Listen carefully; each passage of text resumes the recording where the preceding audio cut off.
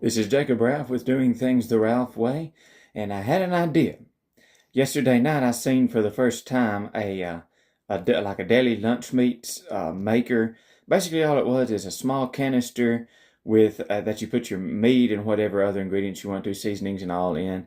You pack it down in there. It has a plate that's attached to a spring that's attached to the lid. You clamp all of that down together and you put it in a pot of boiling water on the stove and cook it for a few hours till it gets up to temperature and you have your own homemade lunch meat. Well, I don't have one of those handy. I found some for fairly cheap on Amazon, but they only make like almost 4-inch pieces of lunch meat, and I think that's rather small. So I'm going to try to do this with things I have here at the house. So let's see how this goes. First, I have this package of chicken. Of course, you can see it's a little over a pound. I'm going to take this and put it inside the food processor there and tear it up to bits. As we have our chicken torn to bits there and all pulverized, we're going to add in this small onion and pulverize it along with it. We have the chicken and the onion pulverized. We're going to add in some of this dried cilantro and pulverize that in there along with it. Well, before I pulverize that cilantro in there with it, I think I'll add a few more ingredients.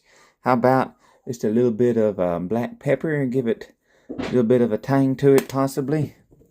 And then let's go ahead and add in a little bit of sage and see how that goes in there.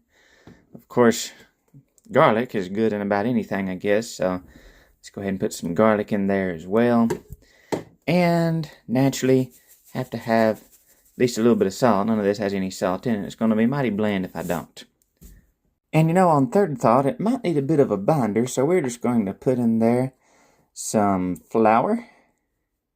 Maybe about that much. Now I think we're ready to pulverize everything together. We have a nasty looking mess with everything pulverized together. What we are going to do, and this is my alternative method to using an actual daily press, I'm going to take this container here, this big old mug. By the way, it's not dirty. We usually cook tea bags in there, so it's stained pretty good. But what I'm going to do is take this mug and wipe it down good with olive oil to make it possibly somewhat non-stick, hopefully, and I'm going to pack all of that mixture down inside of it. So now I have everything packed inside of this container as good as I can. No, I do not have a spring-loaded thing on the top to pack it in there, but we're going to do the best we can without it. So the idea from this here is to go from here to the microwave and cook this in the microwave. I'm probably going to wrap this in Glad wrap and put it in the microwave on maybe 50% power if I can figure that out, and cook it for a while. So it's been cooking about 15 minutes, and that is what it is doing. Which ain't hurting anything, but we'll cook it for a while more and see what it does. So it has cooked for about 15 minutes, I believe, maybe a little bit more.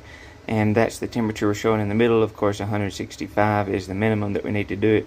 So back in it goes for a while more. I cooked it long enough in the container to hold its shape and then transferred it out to a bowl because it was starting to stick out of the top of the mug too far. This is what it looks like. It showed 170 degrees or so a minute ago, but I'm going an extra 5 minutes or so just to make sure it's cooked very well all the way through. Okay, I think I nuked it enough. It's around 200 degrees now, but there's still moisture coming out of the top of it, so that means I did not completely dry it out. So just about anywhere as I poke says it's pretty good temperature there.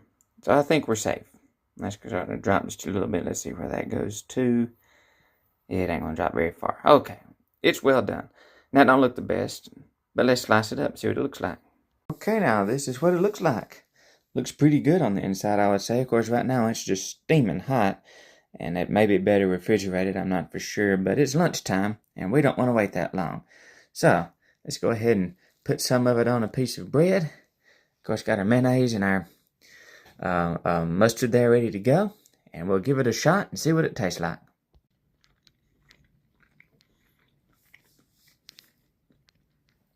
This is what it looks like. That tastes probably as good as, or maybe way better than any lunch meat I've ever had. I'll have to do that again. Give it a shot.